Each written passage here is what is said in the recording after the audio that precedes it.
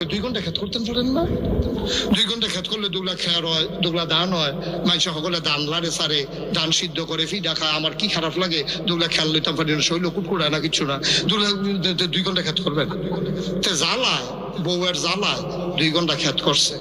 লাগানোর বেলা লাগাই দিয়েছে, তে গিয়ে রিক্সা চালাইতে খেত যাবো কুমালা। এর ভিতরে গিয়া ক্ষেতের ভিতরে দলে, ধান গাছে আর দলে সমান সমান প্রতিযোগিতায় দলে জিতছে। ধান গাছ তল ফইরা গেছে গা। আরেকবার ডাক দাও, ভাবি তুই কিতা কয় বাইসা বেদি ধান গাছ লাগাইছে, গাছের লেগে দি ধান গাছ দেখা যায় না। তোকে আচ্ছা যাই হোক, তে খাইতে আইসে পরে কয় আপনি গৃহস্থ করছেন দেখে আপনি রাগ হইয়া খেতের কান্দার যান না। আপনি যে এরকম কথা আমি খবর পাইছি, উদা বিলে গাছ আর গাছ এ তান্ডারে দিয়ে হইতো না হুদ্দুদি থাক ধান গাছটি গাছের সিফাত করে মরে যে কেউ রে বালা।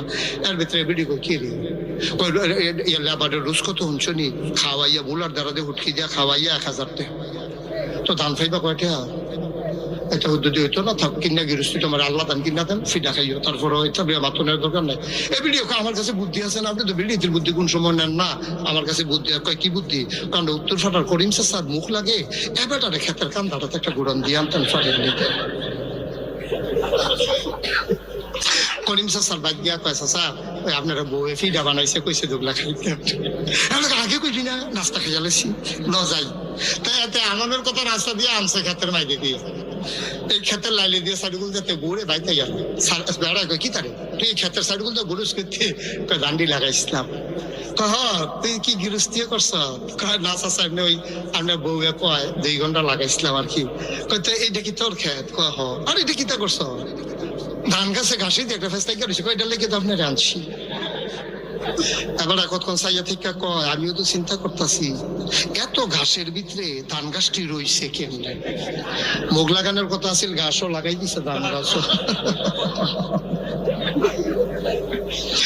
গাছটি আলগি দিয়ে উঠছে, ধান গাছটি উল্দ হইয়া গেছে কতক্ষণের ভিতরে।